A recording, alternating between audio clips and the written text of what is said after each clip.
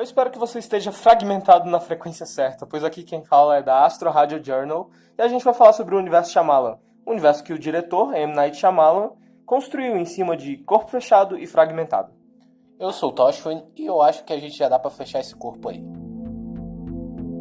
Corpo Fechado, com o nome Unbreakable em inglês, foi lançado em 2000 e a história se centra em David Dunn, um homem que trabalha como segurança numa universidade, mais especificamente no estádio da universidade. O Corpo Fechado, ele nada mais é do que uma releitura de um super-herói no nosso cotidiano.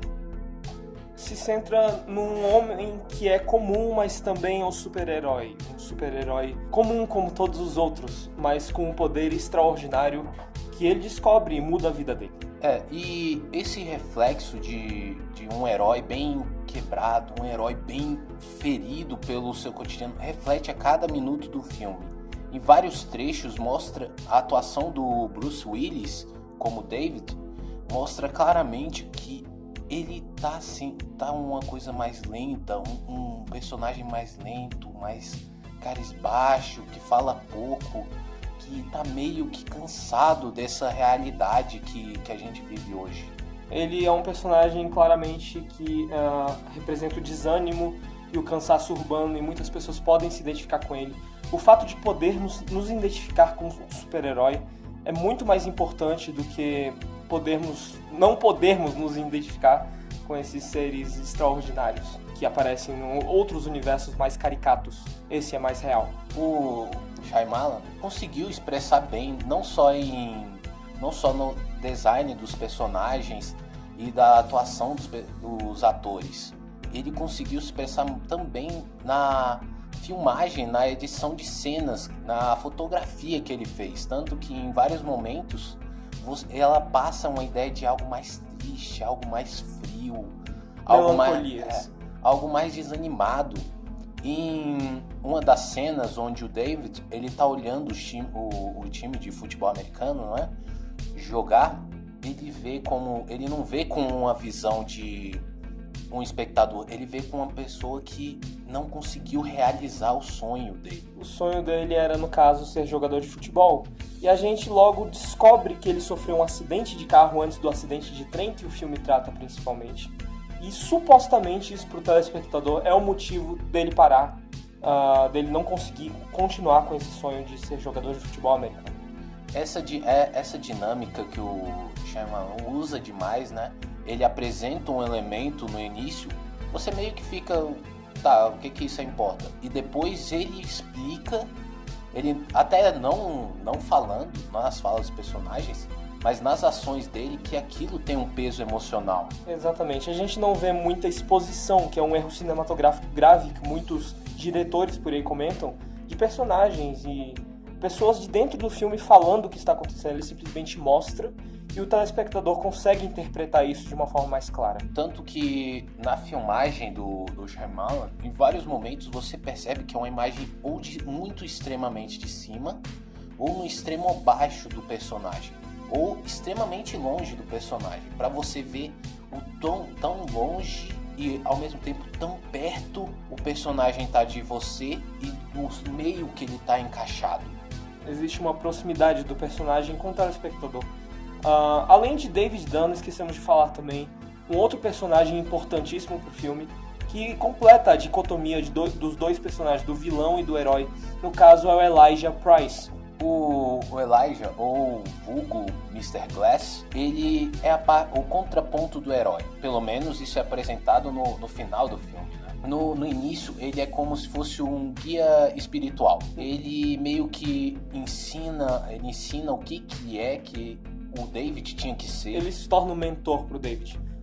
Elijah Price é um homem que sofre de doença dos ossos de vidro. Desde criança ele já teve 54 ossos quebrados e restaurados de novo. E de novo ele faz várias terapias para melhorar isso. E ao mesmo tempo ele meio que utilizou dessa doença de ossos de vidro como uma característica própria dele, como um super-herói ou um super-vilão, no caso que ele é, utilizando de um cajado de vidro. Ou seja, ele mesmo acaba reconhecendo essa falta de poder que ele tem nos ossos. em vários momentos do filme, o Shyamalan usa bastante os tons de cores para representar os personagens e os climas, né? Existe uma antítese do Sr. Glass, o Sr. Elijah, pro Sr. David Dunn. Eles utilizam meio que as cores diferentes, isso cria uma dicotomia, uma antítese. Eles são duas peças de extremidades opostas. Tanto que você pode ver isso em David Dunn sendo extremamente forte, sendo extremamente resistente. Mr. Glass, pelo contrário, é um homem extremamente frágil, que tem os ossos frágeis. Então a gente vê muito dessa dicotomia e isso tem um valor artístico imenso nessa obra. Você tocou um bom ponto nessa questão, porque o roxo e o laranja, não é? Que é o dele? Laranjado. Também é laranjado. Ele... Não é o alaranjado, eu confundi aqui. É um azulado. Existe um verde escuro que o David Dunn também utiliza. Ele usa bastante cores em alguns momentos do filme, mas se você perceber bem, são cores complementares ao roxo. Exatamente.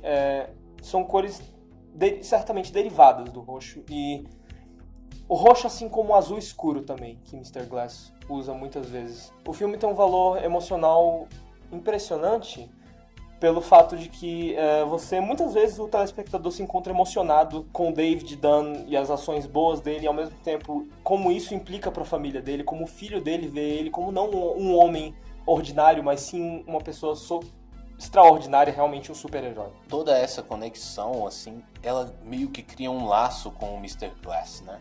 Tanto a cor, quanto os gestos, quanto as atitudes dos personagens, elas vão se entrelaçando de uma forma tão natural que você acaba meio que entrando no que é aquele filme. O que é Corpo Fechado? Você acaba sentindo, né, aquilo dali. Mesmo que o personagem não aparenta sentir nada, você acaba sentindo o contexto dele em você. Creio que possamos colocar Corpo Fechado ou Unbreakable como um dos mais sérios, mais maduros e mais fantásticos filmes de super-heróis da história, porque ele tem um valor emocional para o telespectador, um valor artístico e profissional que pode ser analisado através de metáforas e outras linguagens cinematográficas também, essa questão da cor e da dicotomia dos dois personagens. Tudo isso constrói uma harmonia perfeita que faz com que Corpo Fechado seja extraordinário. Eu poderia falar mais da dicotomia que tem no Corpo Fechado, mas ia estender muito o vídeo. Então a gente vai levar para um outro vídeo mais detalhado sobre Corpo Fechado, porque ele tem muita coisa, muitas informações, uma filosofia muito bem estruturada nele. Então a gente vai deixar para um próximo vídeo. É um filme certamente profundo, a gente precisa de um submarino maior para isso. Enfim, vamos seguir para Fragmentado, Split. A história de Split, ou Fragmentado, né, é de um jovem chamado Kevin, que possui 23 personalidades distintas e consegue alterá-las bem na hora que ele bem entender, ou na hora que elas dominarem ele. Um dia, ele sequestra 3 adolescentes que encontram em um estacionamento. Vivendo em cativeiro, elas têm que lidar e tentar fugir do Kevin. E enquanto ele mesmo se descobre e libera algo extraordinário dentro dele. Além desses personagens apresentados, o Kevin Wendell Crumb, assim ele é chamado, o nome completo dele, as 3 adolescentes principais, a Casey e as 2 outras que eu esqueci o nome, me foge à mente agora, e muitos outros personagens. Existe também a psiquiatra de Kevin, que ela meio que cuida dessa parte dele, das personalidades que vão pra luz, que se mostram através do corpo dele. E não só isso, né? A psiquiatra dele, ela meio que tá tentando divulgar para o mundo e que o mundo aceite esse ponto das múltiplas personalidades, né? Porque é um choque na ciência atual, né?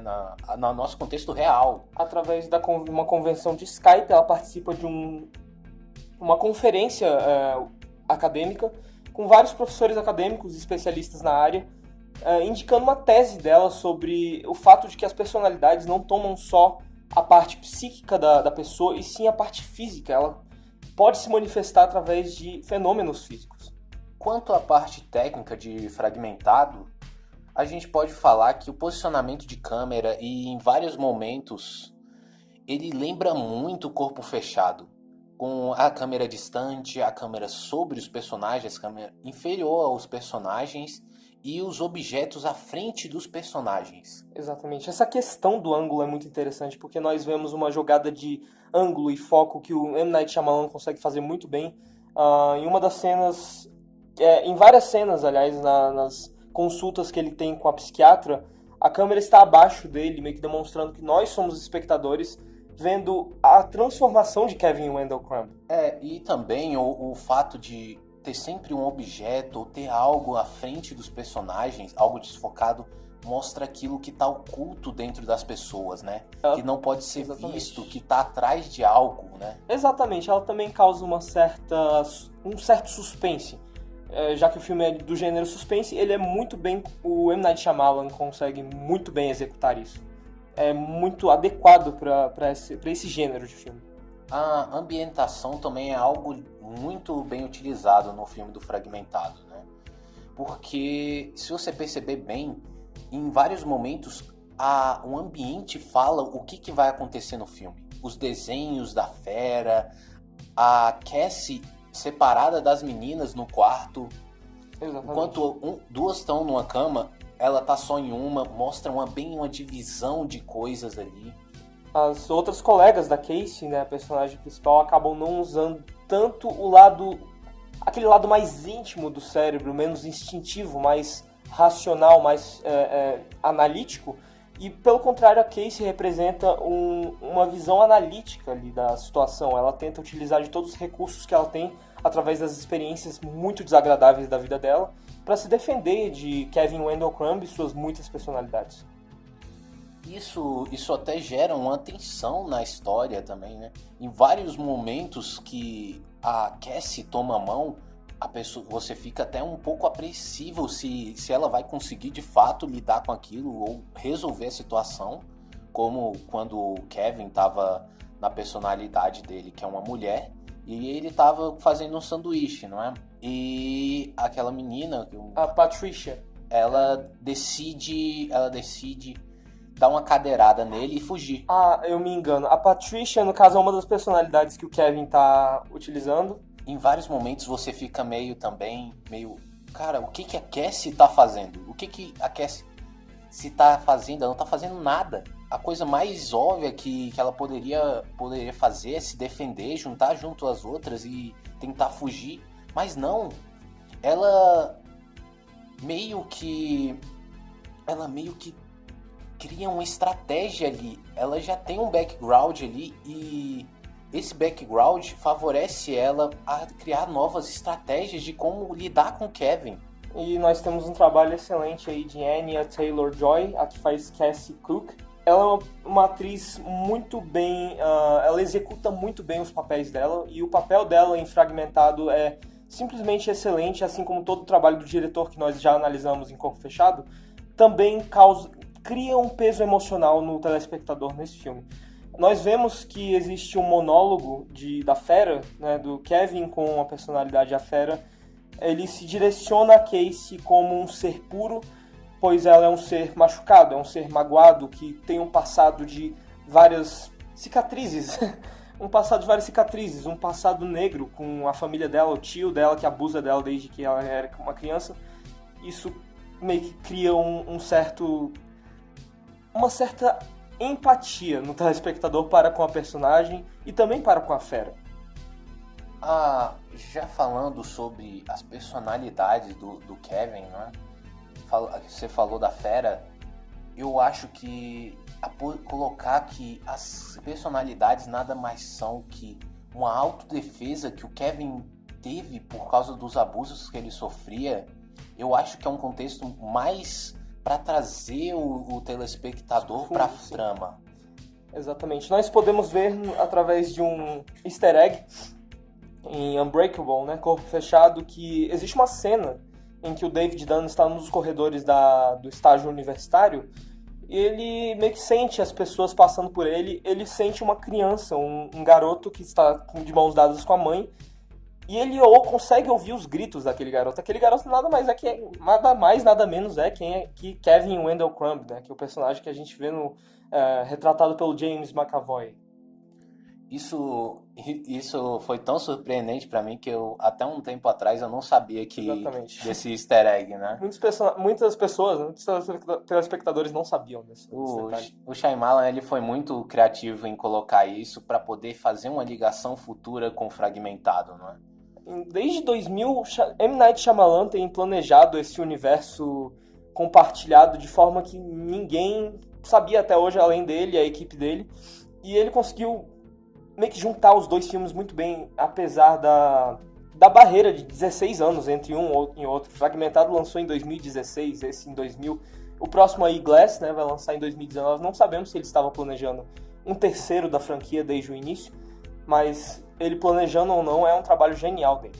Eu não tenho como comparar em qualidade Fragmentado e Corpo Fechado. Os dois, eles são bons, eles são muito bons, eles são espetaculares até, eu posso dizer isso, mas eles são bons em cada canto de cada um. Cada critério que ele aplica, cada um aplica ali, sim.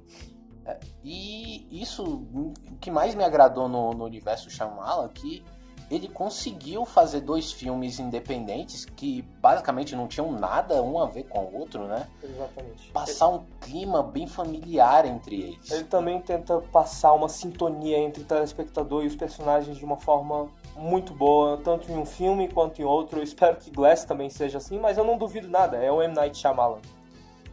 Se você vê bem, as atuações de Fragmentado, elas são muito boas. O Kevin, o James McAvoy, ele conseguiu representar o Kevin fantasticamente. As personalidades dele estavam muito tranquilas. Elas estavam muito fluídas. destoadas. Cada uma era uma coisa, a gente podia ver que dava pra perceber que parecia uma pessoa, cada uma das personalidades que ele aplicava ali. Quando ele tá como Dennis, quando ele tá com a Patricia, quando ele tá com Hedwig também. A verdadeira personalidade dele, o Kevin, né? E o Barry, né? Se não me engano, o Kevin ele só aparece no final. Existe o Barry, que é um estilista, tem o Hedwig, que é uma criança de 9 anos, tem a Patricia, que é uma mulher, o Dennis, que é um homem obcecado por limpeza, ele não consegue ver nada sujo, nada fora do lugar, ele tem toque. Transtorno obsessivo compulsivo. Então ele consegue trabalhar isso muito bem e ele acaba manifestando fisicamente as personalidades dele, que são aspectos psicológicos. E a doutora Karen, né, que é a psiquiatra dele, justamente trata sobre isso.